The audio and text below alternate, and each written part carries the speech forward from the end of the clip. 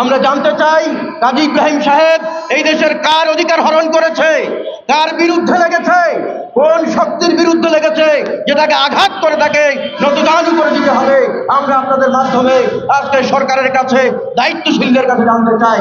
আমরা অত্যন্ত দৃঢ়ভাবে বলছি, কাজী ইব্রাহিম সাহেবরা এই জমিনে আছেন বলেই আল্লাহ রাব্বুল আলামিন এই জমিনকে এখনো কোন এক পার্শ্ববর্তী কোন একটা হামলাকারী জবরদখলকারীর দখলে নিয়ে যান নাই। তাদের উছিলাতেই আমরা এখনো মুক্ত স্বাধীনভাবে নিঃশ্বাস নিচ্ছি। দিনের জন্য যারা যেভাবে অবদান রেখেছেন, এই জাতির জন্য তাদের সেই সমপরিমাণ অবদান রয়েছে।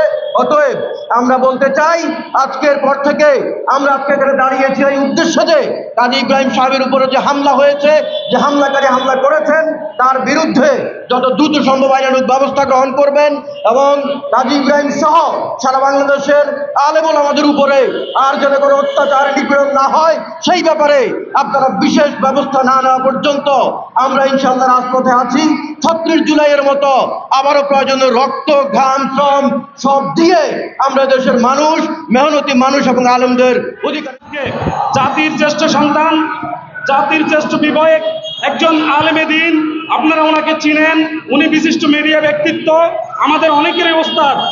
আমাদের মুফতি ইব্রাহিম হুজুরের উপর নেককারজনক যে হামলা হয়েছে, আমি আশা করি, আমি এবং ধন্যবাদ জানাই যে ওনার জন্মস্থান বশিকপুরের মানুষ ঢাকায় অনেক প্রতিষ্ঠিত, সবাই সবার জায়গা থেকে আজকে এখানে এসে যে বিক্ষোভ সমাবেশ এবং মানববন্ধনের আজকে উপস্থিত হয়েছেন, আপনাদেরকে আবারও সংগ্রামী সালাম, শুভেচ্ছা জানিয়ে আমি সাবধান করে বলে দিতে চাই, বিশেষ করে আমাদের জাতির জাগ্রত বিবেক সাংবাদিক ভাইদের মাধ্যমে আপনারা জানেন, পতিত স্বৈরাচারের বিরুদ্ধে বাংলাদেশের প্রতিটি অঞ্চলে যিনি তার অবস্থান থেকে ভূমিকা রেখেছেন এবং আমাদেরকে জাগ্রত করেছেন, জাতির সেই বিবেক একজন আলেমের উপর, একজন মুফতি ইব্রাহিমের উপর যে নেককারজনক হামলা হয়েছে, আমি মনে করি বিশেষ করে অন্তর্বর্তীকালীন সরকারের প্রধানের কাছে আমাদের অনুরোধ থাকবে, এই হামলার পুরো পুঙ্খানুপুঙ্খ তদন্ত করে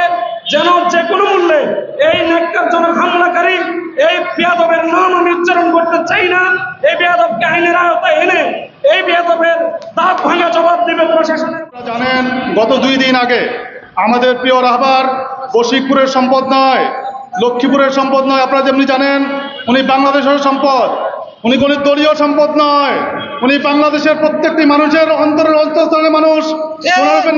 নেককারজনক ঘটনার জন্য আমরা তীব্র প্রতিবাদ জানাই।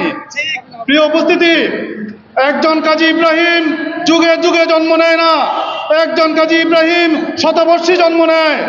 এই আলেমদেরকে যদি আমরা যদি কদর না করি, এই জমিনে এরকম আলেম জন্ম নেবে না।